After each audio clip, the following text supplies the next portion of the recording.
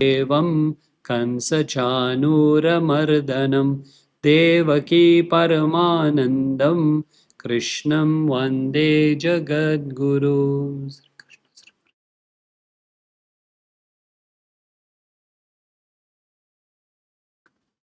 Hari Om to all of you.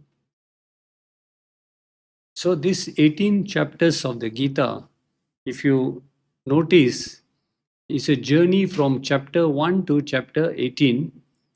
And what is the title of the first chapter? So long already, I forgot already now. Arjuna Vishada Yoga, which means the despondency of Arjuna, meaning he fell into such a state of depression, sorrow, confusion. That is what is called Vishada.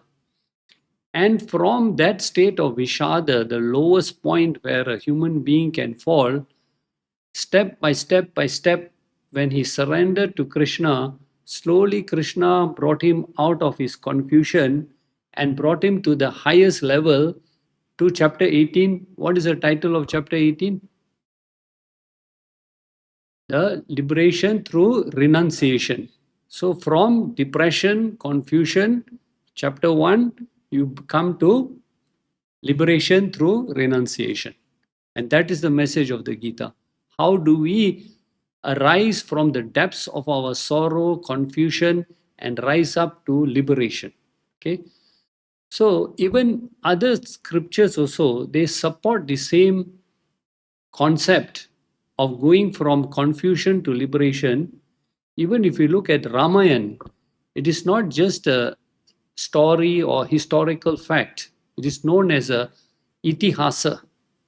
So in our religion, there are two itihasas. One is the Ramayana and one is Mahabharata. Itihasa means that which actually happened, is a historical fact. Okay. So how does Ramayana also support the message of the great Gita? If you look at it, it is very allegorical.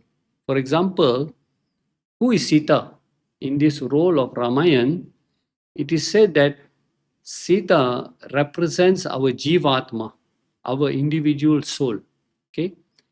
And the individual soul or Jivatma longs to be with who?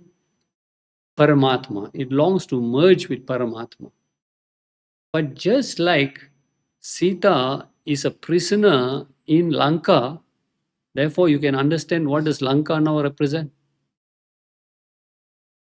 The soul wants to be with Paramatma. Sita wants to be with Rama, but she's trapped in Lanka. Therefore, Lanka represents what?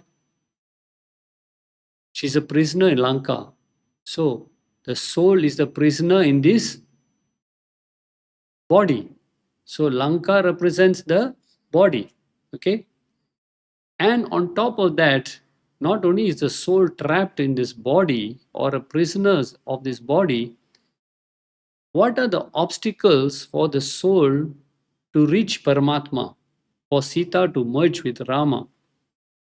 So, our obstacles happens in day-to-day life, and the biggest obstacle we have is what is known as our 5 jnana indriyas, senses of knowledge, which are the eyes, the ears, the nose, the tongue, and the skin.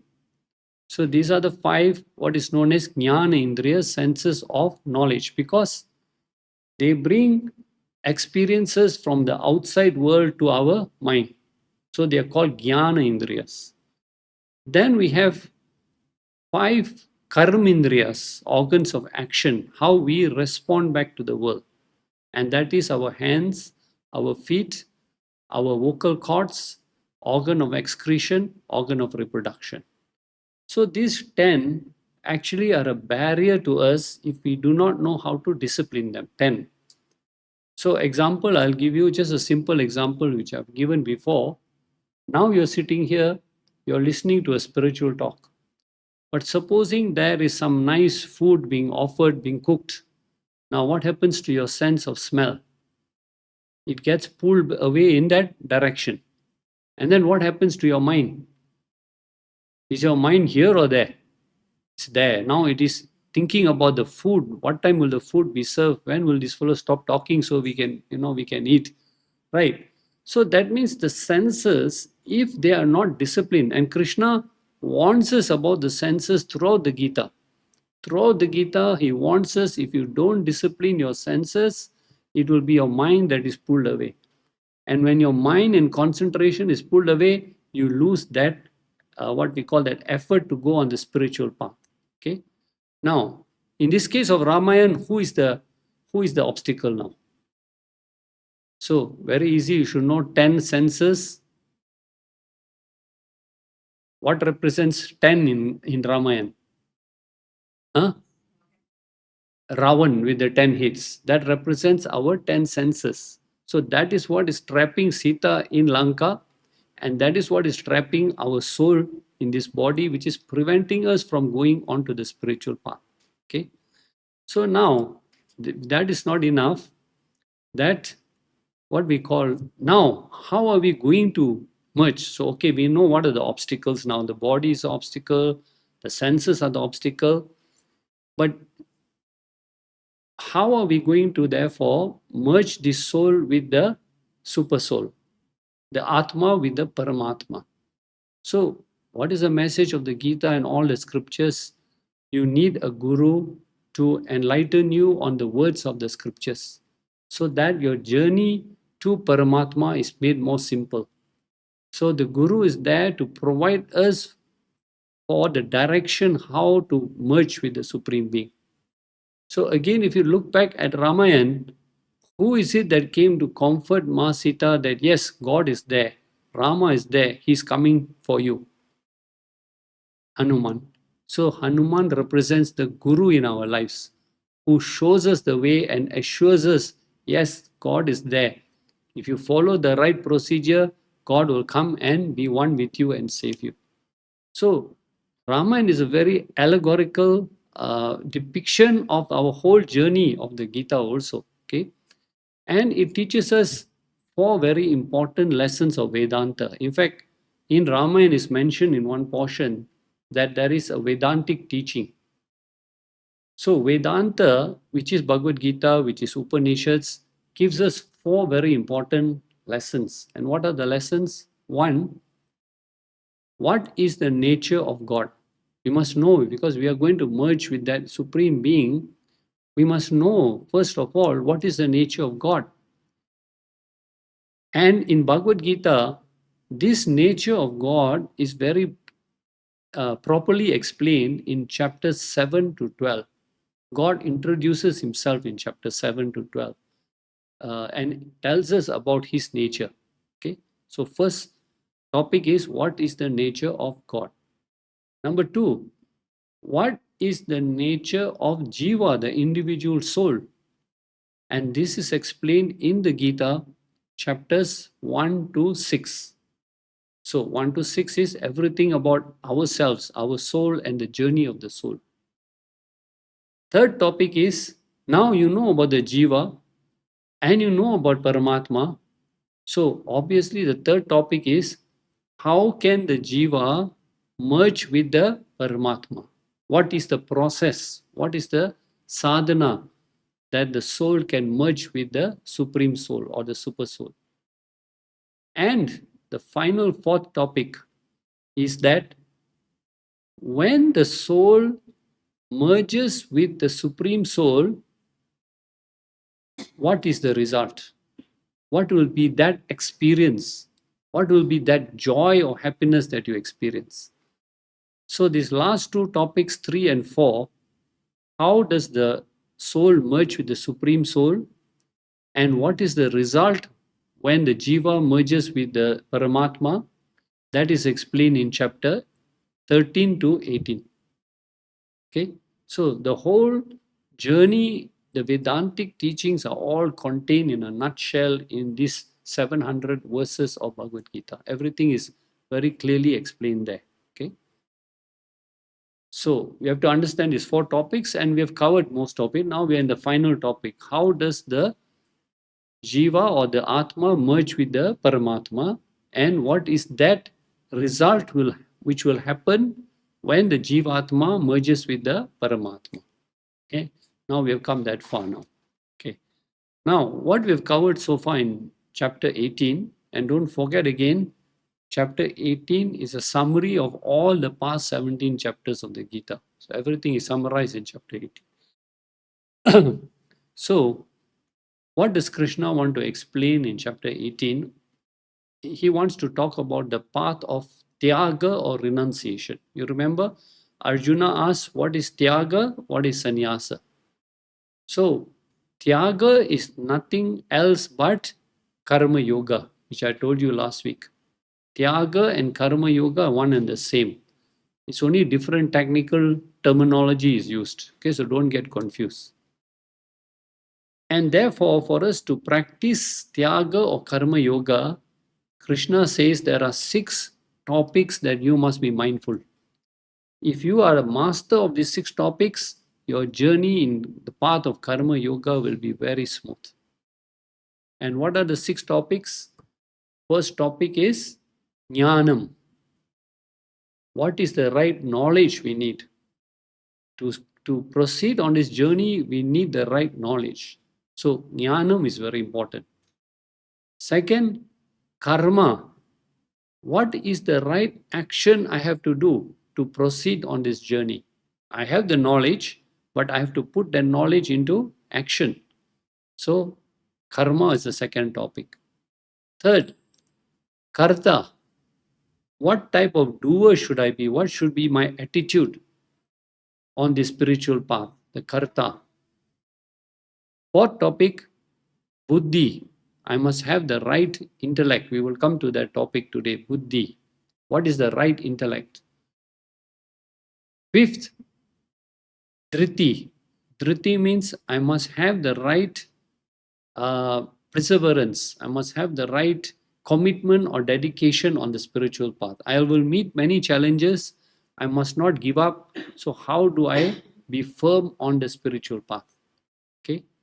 And the final topic is, if we follow all these 5 topics in the right way, final topic is Sukham. What is real Sukham? What is the right definition of Sukham? Now, all these 6 topics, if we follow, what is the outcome was given to us in chapter 5 verse 11. If you go back to chapter 5 verse 11, you will see what Krishna said there. If you follow the path of Karma Yoga, what will be the end result? Which is on page 104. The Karma Yogis perform action with their senses, with their mind, intellect and body, all under their control, very well disciplined, shaking off attachment for the sake of Atma Suddhi. Atma Suddhi is self-purification. Now, the word Atma, as I told you before, does not mean only the soul. Atma does mean the soul, but Atma has got many meanings. In this context of chapter 5 verse 11, Atma means the mind. So, Atma Suddhi means purification of the mind. So, if we follow these 6 aspects in the proper manner, we will end up with purification of the mind. And purification of the mind will lead us to the next step, which is called Sannyasa or Jnana Yoga, which Krishna again will summarize in chapter 18, verse 50 to 54. He's already spoken about it. He will now summarize it in chapter 18, verses 50 to 54. Okay. Now, all these 6 topics, there are 3 variations. Sattvic variation, Rajasic variation, Tamasic variation. So, if we want to be successful on the spiritual path, all these 6 topics we have to follow the Sattvic way and avoid the Rajasic and Tamasic way. So, it's a very practical chapter. It helps us to understand, are we proceeding on the spiritual path in the right way? Are we making any mistakes? Why we are not progressing? This will help us to analyze our spiritual journey. Okay. So we have now covered, out of the 6 topics, we have covered 3 topics. Jnanam we've covered, karma we've covered, and karta we've covered. Okay, so let us just briefly look through these three topics to understand the flow into today's verses. Now, first we talk about jnanam, which is covered in verses 20, 21, and 22.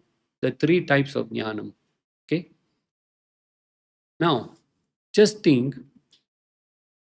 when we don't have the right knowledge, we don't have the scriptural knowledge, then what happens? When you look upon the world, your vision of this world or how you interact with this world is considered as vision of duality, what we call as dvait in Sanskrit. Dvait means I see duality, meaning I don't see anything common between you and me, or anything about anybody in the world is common with me. I consider myself different, I consider you different, I consider that person different. I see only differences in the world. Now, when I consider myself as different from others, what happens? If I don't see any common aspect between me and the creation, either I will feel superior or I'll feel inferior, right? So, when there is a notion of duality, what happens? According to the scriptures, when you see everything else different than you, there will arise feelings of jealousy, greed, anger, violence. Why? Why do these feelings arise when I see duality in the world? Why do these feelings arise? You understand what I'm trying to say? When I see everything separate, I don't see anything common between you and me or anybody. All these feelings, why do they arise?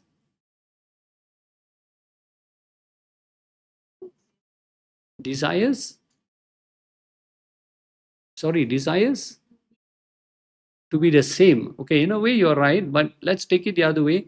I cannot stand to see people being better off than me. Somebody has more money than me, somebody has more success than me, somebody has a bigger house than me. I cannot stand that. So there is anger, there is frustration, there is envy, there's jealousy. And when I have all these negative qualities in me, what is the next factor that can happen? It drives me to perform wrong actions, right? So when I see duality, I get very negative feelings or emotions in me. And because of these negative emotions and feelings in me, I am driven to perform actions which will either get punyam or papam. Now, how will you get punyam? Supposing somebody is giving some charity and he is recognized that he is giving a lot of charity, and I feel jealous why my name is not mentioned. So I also want to give more than him. Why? Because I want people to say that I am a greater devotee than that person.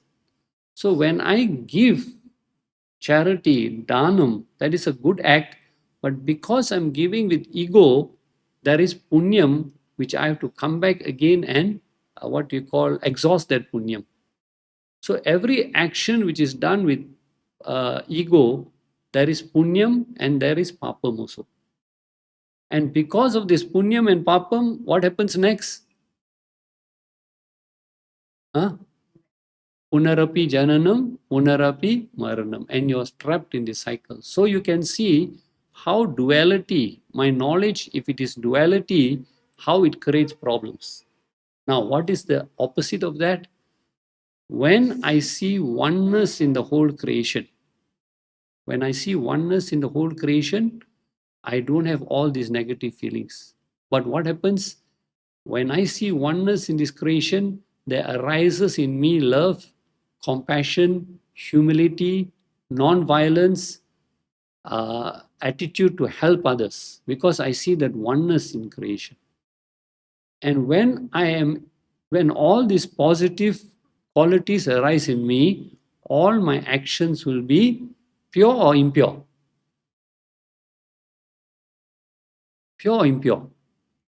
Pure, right? All my actions will be pure because they're driven by love, compassion, non-violence, no sense of ego, etc. So when my actions are pure, what happens? There is no more punarapi jananam, there is no more punarapi maranam. I have exhausted all my karmas. So therefore, we have to start with the right knowledge, which Krishna has explained. Then he talks about karma or action in verses 23, 24, and 25. What is Sattvic karma, Rajasic karma, and Tamasic karma? And therefore, again, we look at our actions. If they are Rajasic or Tamasic actions, they are driven by selfish desires with ego, and the result will be a turbulent mind, a restless mind. If we are guided by wrong knowledge, we perform wrong actions, we end up with a turbulent mind and or a restless mind.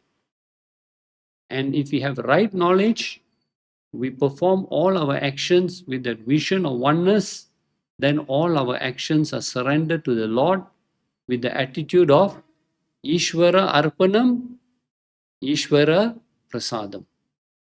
What is Ishvara Arpanam? All my actions are done as a service to the Lord.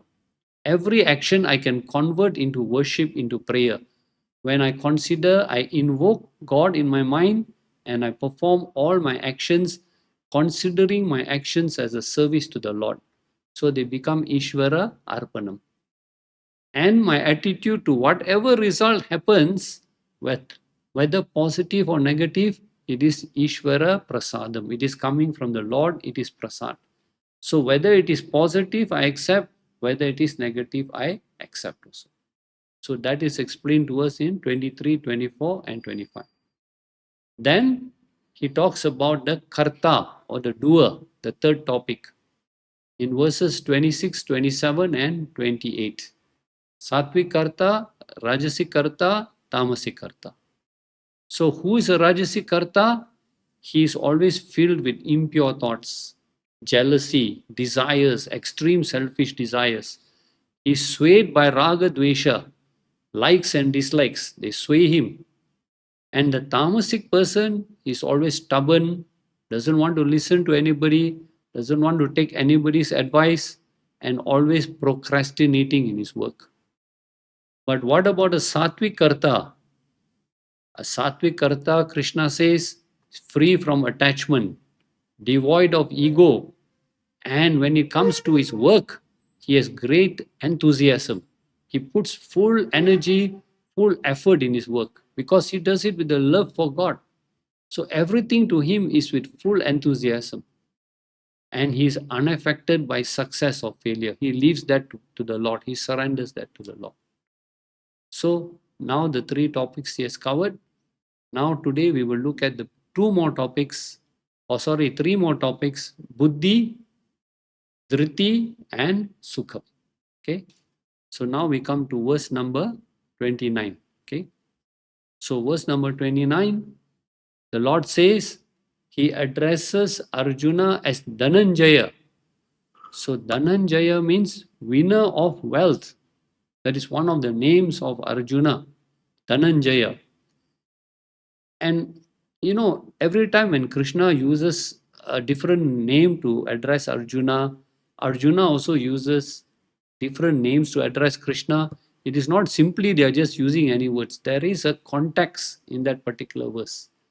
So in this case, why Krishna is using the word Dhananjaya, winner of wealth, it means just like Arjuna, you have gone into so many battles, you have been victorious in your battles, you have earned a good name, a good reputation, you have earned so much of wealth.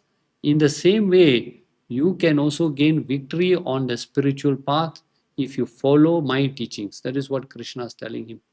If you follow my teachings, you will also gain victory on the spiritual path. So you will gain a lot of name and fame also. Okay. So how will you do this?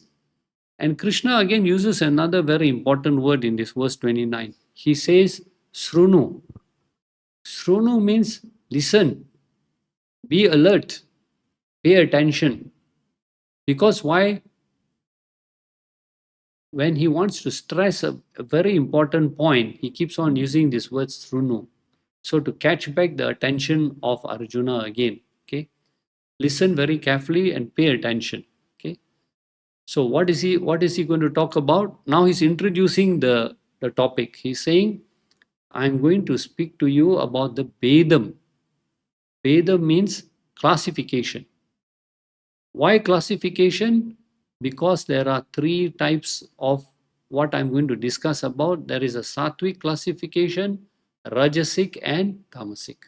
So he's saying, listen very carefully, because this is going to make a difference. If you understand and apply it, you will see the success on the path of Karma Yoga. So what are the three classifications? First thing he says, I'm going to talk about buddhi, meaning the intellect. Now, intellect, we all know, is a very important gift that has been given only to who? Only to human beings. Animals, plants, insects, birds, no creature, no creation of the Lord has been given this buddhi and the intellect. So all of us in this human form have been gifted with buddhi. But then even Krishna says, it is not that just because you've been gifted with the buddhi that it cannot lead you in the wrong direction. Although the intellect helps us in discriminating between right and wrong, between good and bad, yet Krishna says there are three types of intellect. There can be a Sattvic, a Rajasic, or a Tamasic intellect. Now, what does that tell us? That tells us one very important thing. Supposing 20, 30, 40 people come for a spiritual lecture, okay? So the same lecture is given to the same group of people. But because you all have different buddhis, I'm not saying you, I'm just giving an example. You all have Sattvic buddhis. So if you have different buddhis in 40, 50 people, some have Sattvic buddhi, some have Rajasic buddhi, some have Tamasic buddhi, when they leave the hall, will all of them take back the same message? So you see, the knowledge can be one, the knowledge can be correct, but how you receive the knowledge depends on the quality of your buddhi. So if you have Sattvic knowledge, you will take back the right knowledge. Rajasic and Tamasic buddhi, you will take some other different interpretation and go back. That's why many people, they get confused. Sometimes they read the scriptures, they end up with totally different interpretations, which are totally different from what the scriptures are trying to tell you. Is it the fault of the scripture or the fault of the person reading it?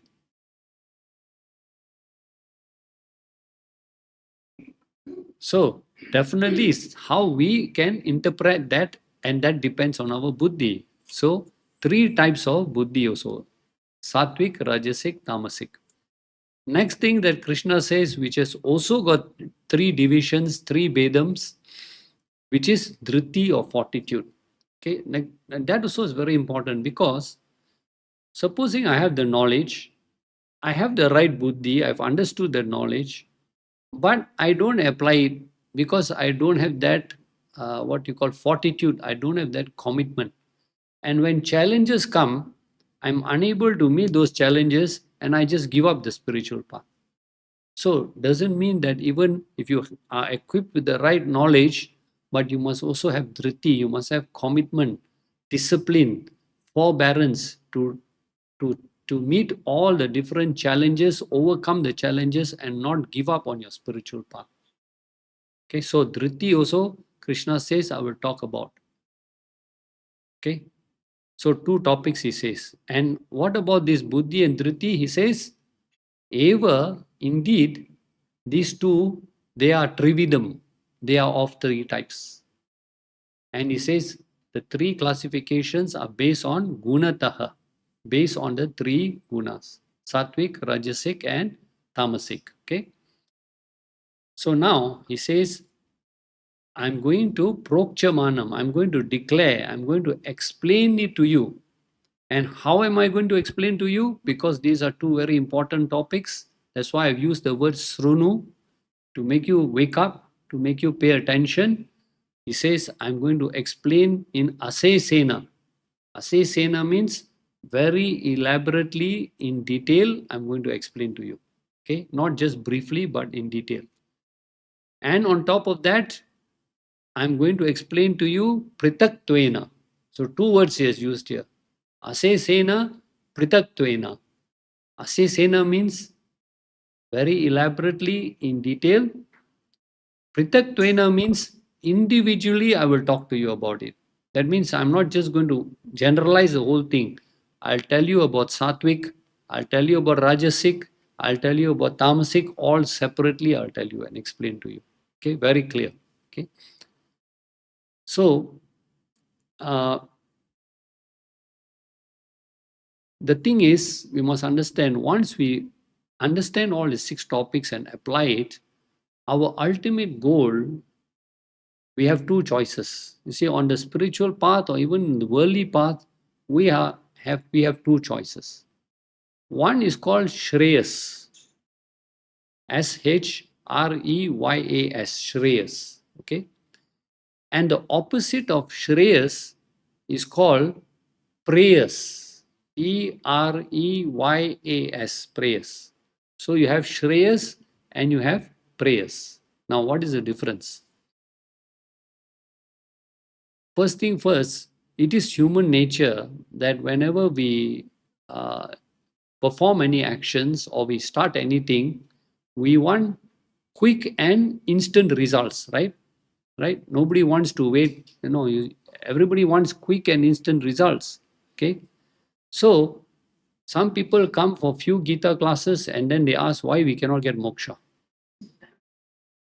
Now the question is, why is the spiritual journey so difficult? Why is it so challenging?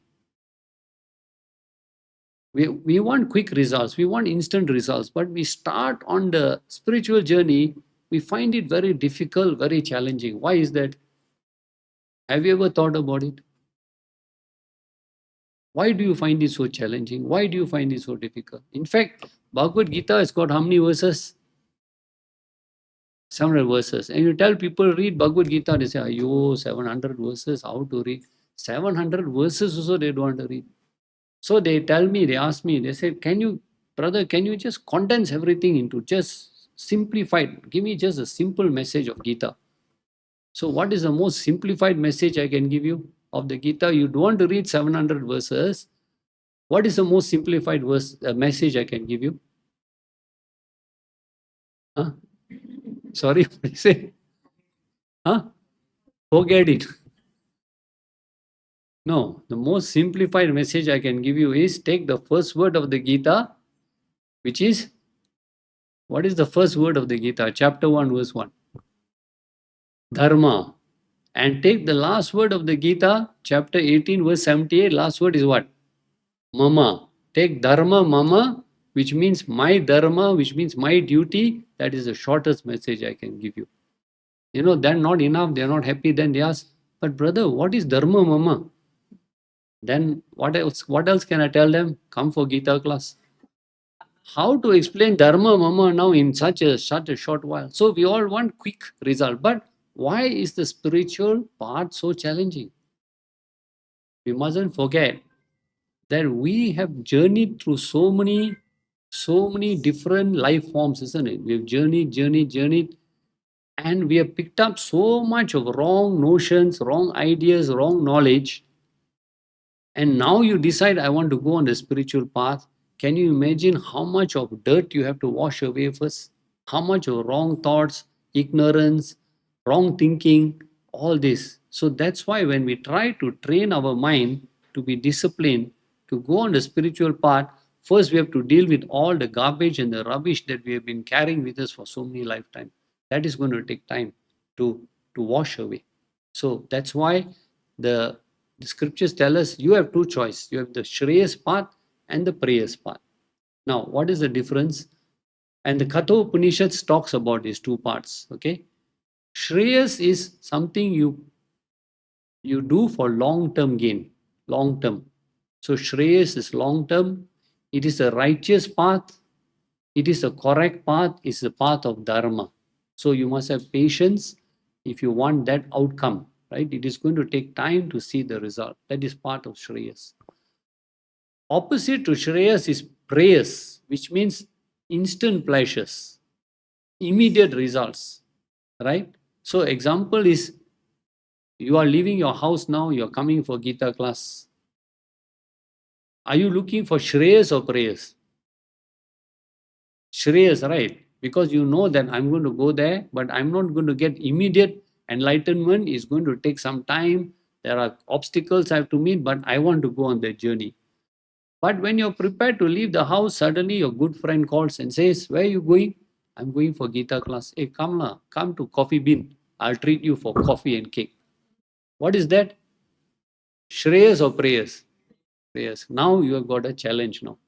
Do I go for Shreyas or do I go for prayers? And nine times out of 10, you will do what? Prayers. Because why? Instant gratification. So that requires no discipline, that requires no sacrifice. But path of Shreyas requires discipline, requires sacrifice. So it's a decision you have to make.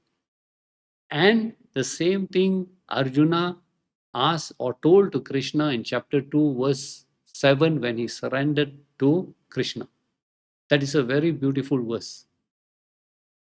What was that verse again? Forgot there was chapter 2, verse 7, when he surrenders. Karpanya dosho pahata swabhava prachami tvam dharma samudacheta yakshreishasnishitan bruhitan me shishyasteham shadimam tvam prapanam. He said, Prapanam, I'm surrendering to you. To Krishna is telling him on the battlefield, I'm surrendering. But why am I surrendering? Yak Shreyas. I'm surrendering to you because I want to go on the path of Shreyas. I want to go on the path of Dharma, on the path of goodness. I don't want instant results. So I'm surrendering to you. Show me the path of Shreyas, not Preyas. So in Kathopanishad, both these parts are discussed, the Shreyas path and the Preyas path. It is said that in life, we as human beings will always meet these two paths. There will always be choices for us. Do I go on Shreyas and what you call fight the obstacles? Do I what you call have discipline? I must have sacrifice to go on the path of Shreyas. Or do I want instant results? Then I go on the path of prayers. Okay. So here, what we are trying to do is go on the path of Shreyas. So now verse 30, Krishna starts talking about the Sattvic intellect. What is the Sattvic buddhi? And the buddhi of a Sattvic person is that he is interested only in the path of Shreyas. He is very dedicated, he is very committed. There is no confusion in this person's mind. He knows what he wants out of life. Okay. So what does he say? What is this Sattvic buddhi? He says that buddhi, yaha, by which a person veti understands. What does he understand? Pravrtim. He understands very clearly what is pravrtim. Now, what is pravrtim? It means what is the path of right action. What I should do, what are the type of action I should perform, with what attitude I should perform, and I should perform that by surrendering to the Lord. Okay. So he is very clear what are his duties, what is his goals in life, what is the action that he has to perform. It is something that has to be done. So that's why the Gita, in the Bhagavad Gita, when Arjuna wanted to run away, leave the battlefield, and not do his duty as a soldier, as a Kshatriya, and become a sannyasi, which means giving up action, Krishna stopped him from doing that. Krishna forbade him from doing that. He said, you have to go through the path of action to purify yourself. So a Sattvic buddhi is one which clearly understands what is the purpose of me performing action. What is the purpose of me doing my duties, fulfilling my duties as a student, as a child, as a parent, as a businessman, as a leader of the community? What are my responsibilities? I should understand very clearly, and with what attitude should I undertake all my actions. So pravrtim, very clear about that. And we should all be clear about that. Second, what is he clear about? cha, and the path of nivritim. Nivritim means path of jnana yoga. Pravritim is path of karma yoga. Nivritim is path of jnana yoga. Now, what do we mean by that? You also must be very clear that you have to keep your time aside to study the scriptures, to do reflection, contemplation, meditation. Find every day some quiet time. And that's why you must realize the importance of the scriptural knowledge. We must not consider that the knowledge in the scriptures is something very ancient. Because I always tell people, to me, the Bhagavad Gita is one very important message. It is telling you how to discipline your mind. That's all. The main message of the Gita, if you really understand, is telling you how to discipline your mind. Once you have disciplined your mind, you have it under your control, you will succeed on the material path, you will succeed on the spiritual path, is it not? So, the whole message of the Gita is, and that is told so beautifully in chapter 6, verse 5 and 6, where Krishna says, your mind can be your best friend, the same mind can be your worst enemy. That mind which is filled with what we call impurities and which is not in your control is your worst enemy. It will drag you down. And that same mind which is filled with purity and which is in your control will take you to the right path. So, how many minds do we have? And I ask this question, everybody gets confused. Then you start looking at each other. Hey, how many minds are? One or two? We only have one mind. So that one mind, that's all you have. Whether you put it on the path of Shreyas or you put it on the path of Preyas, that's your decision. Okay.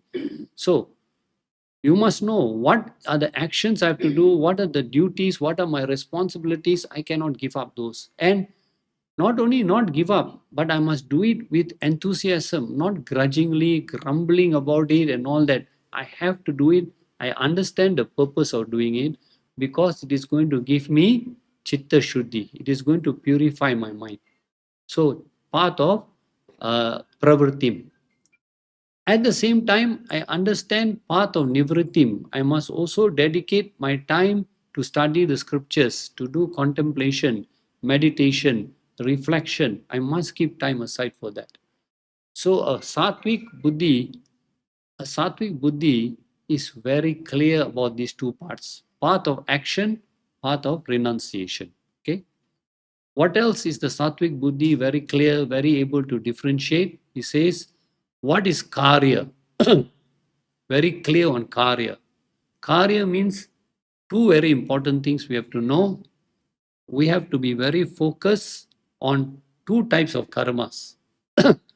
One is called niyatam karmas. Niyatam karmas means my daily duties. What are my daily duties? And our daily duties will also vary according from what we call from time to time. For example, in the home, you have different duties. When you go to office, you have different duties. Maybe you do some service or seva in a temple, you have different duties. So, niyatam karma. Second is what the scriptures call as naimitika karmas. That means on occasions, special occasions, you got special duties. Example, when a child is born, there are certain prayers to do. When you move into a house, there are certain prayers to do. In a marriage, there are certain vows or prayers that you have to do. So on occasional duties, there are occasional actions for you to do. So karya means you must be very clear about what are those duties that you have to do. And generally, we can say this falls under the 5 Pancha Mahayajnas. There are the 5 compulsory duties that all human beings must do. Okay, I won't go through that because I've already gone through that many times. Okay, you can go back and Google it up and look at the Pancha Mahayajnas. These are the duties you must never ever give up. They are very compulsory duties. Okay, and akarya. You must know not only karya, but you must know akarya. What is akarya? Actions that you must avoid. Actions that you must be careful about. You must stay away from those actions, deadly actions, those which are performed because of selfish desires, wrongful actions that take you in the wrong path. So a Sattvic buddhi is very clear. It knows what I should do. It knows what I should not do. Bad company I should not mix with. Places where I should go, where I should not go, I should be very clear about this. Okay. And what else I should be very clear about? Bhaya. Bhaya means fear. What is it that you should be fearful about? So one is bhaya, one is abhaya, which is fearlessness. Okay. So what should I be fearful about? What is the greatest thing you should fear?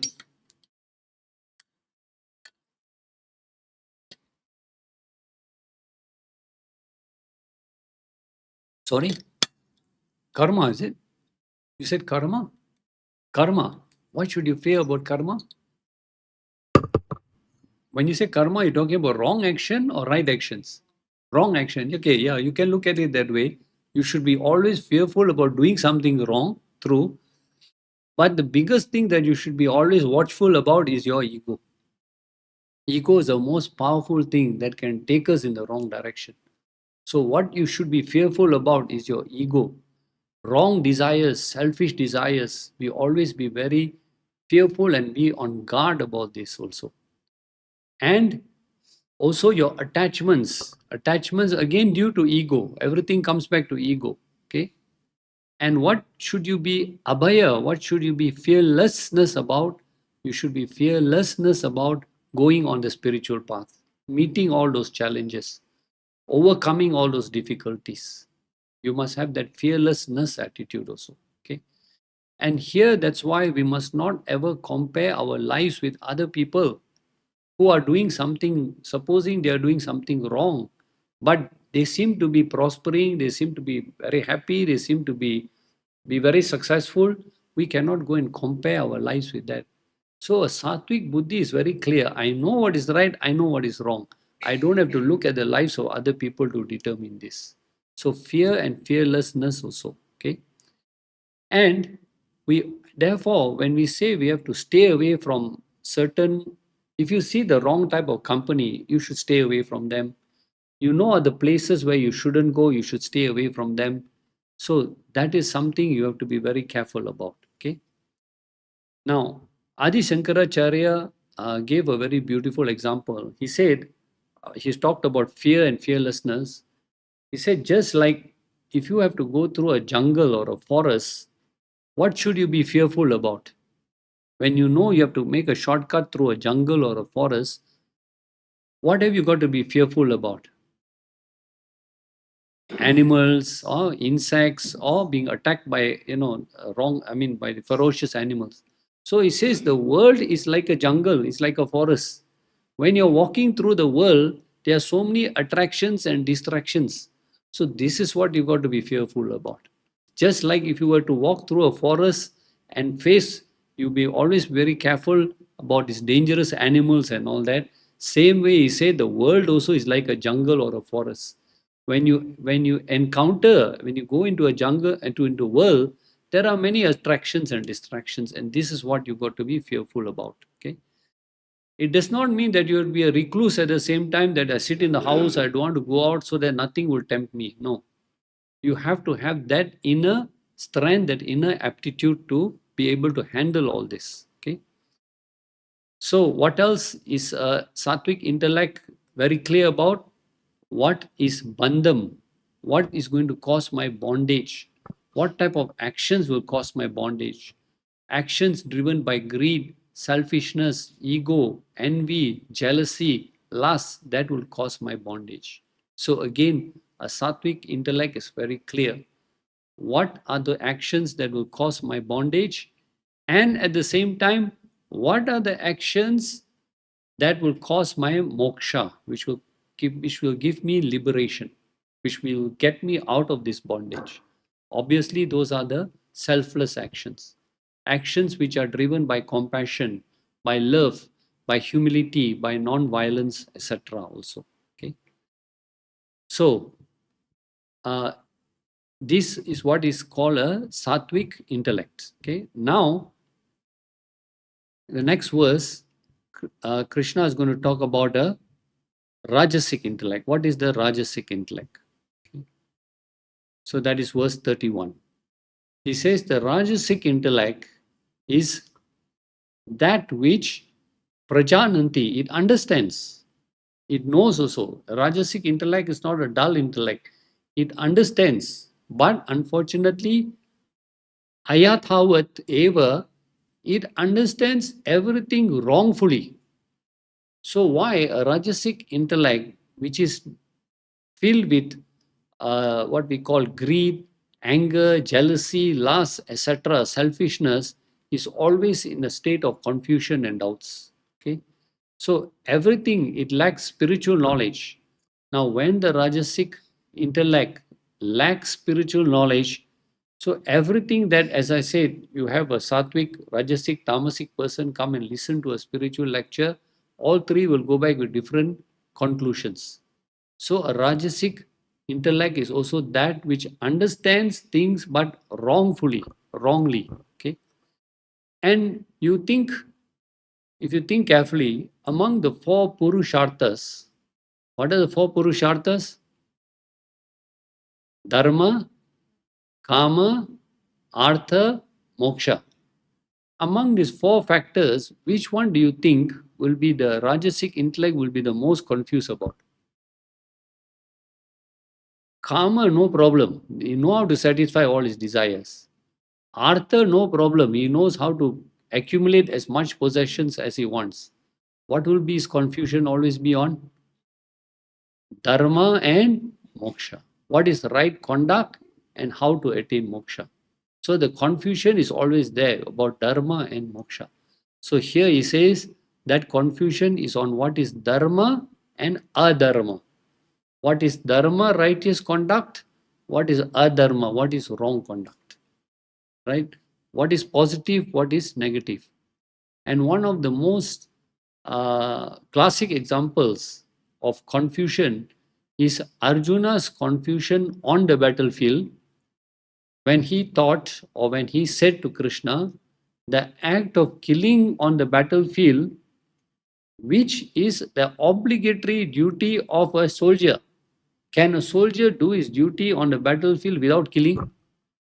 Cannot. When you want to do it, when you want to take up the role of a soldier on the battlefield, obviously killing will be involved. But how did Arjuna look upon killing on the battlefield? If you go back to chapter 1, verse 45, you will see what is Arjuna's definition of killing on the battlefield. So we go back to chapter 1, verse 45, which is on page 21. Okay. He tells Krishna now, he doesn't want to fight the battle. So he's analyzing everything for Krishna.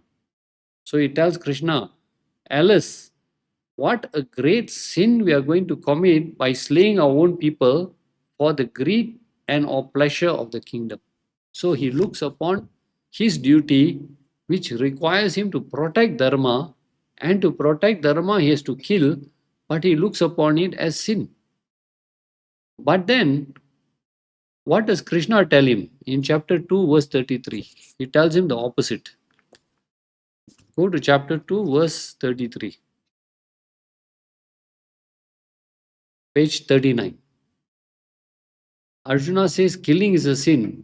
Krishna tells him in chapter 2, verse 33, now if you will not wage such a righteous war, you are here standing on the side of dharma to protect dharma, you are supposed to destroy adharma, that is the duty of a soldier. If you will not wage such a righteous war, then abandoning your duty and losing your reputation, you will incur sin.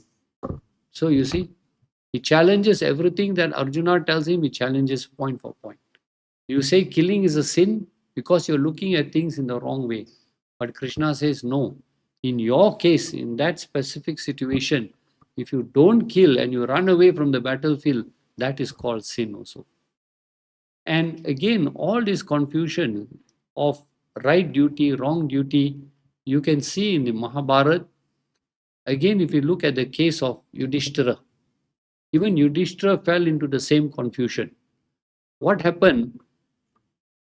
When the whole Mahabharat battle was over, when it was over, millions of people died after the 18-day war.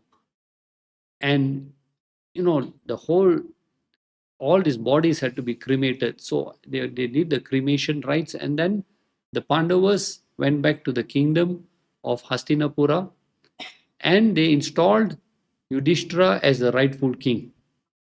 But when Yudhishthira was installed as the king, he was very distraught.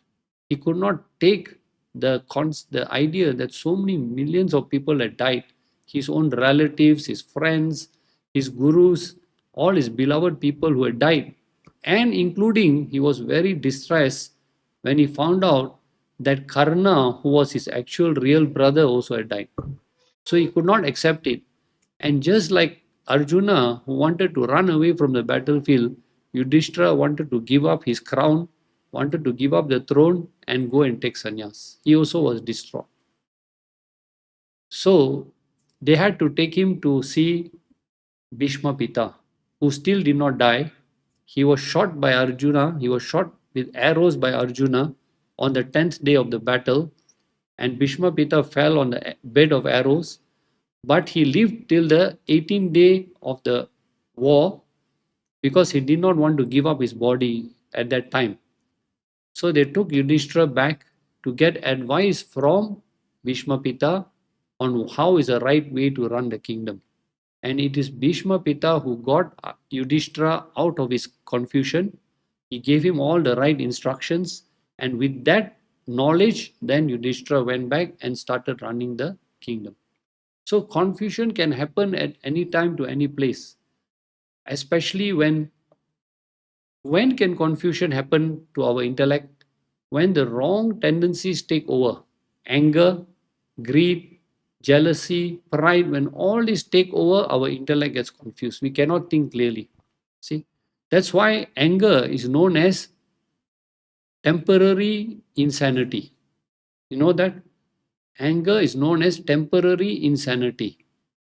A person knows that he should not give in to anger, but when anger overtakes him, he starts doing the wrong things. He might say the wrong words. He may use violence. And later, when the anger subsides, then the person realizes that I should not have done that. So all these impurities are very, what we call, an impediment on our spiritual path. So first, number one, a Rajasic person is not able to distinguish between what is dharma, what is adharma. What is the next one? What is karyam and akaryam? What is should be done, what should not be done? What is right action, what is wrong action? So a Rajasic person is totally confused about these things. And this is why I said earlier, when a Rajasic person sees somebody doing wrong actions and getting prosperous, getting successful, getting famous, he just follows what that person does. He cannot distinguish between right actions and wrong actions. And Krishna says that is a Rajasic buddhi. Okay. So we will come back next week and we will carry on with the verses. Now next week will be our last class. We'll have to stop for Geeta Jayanti, which starts on the following week on the 14th. Okay. So it's another great opportunity for all of you. Do try to come as many days as you can for the 18 days. Every day there will be a different chapter will be discussed. Different speakers are there. So do come on every day if it's possible. Okay. It will give you a good overview of the Bhagavad Gita. Okay. Starts on the 14th of November. Okay. And for weekday, the program is in the evening, 7 to 9. When it's on a Sunday, it's in the morning from 11 to 1 p.m. Okay. Right, we end with the prayer. Vasudeva sutam devam kansa chanura mardanam devaki paramanandam krishnam vande jagadguru.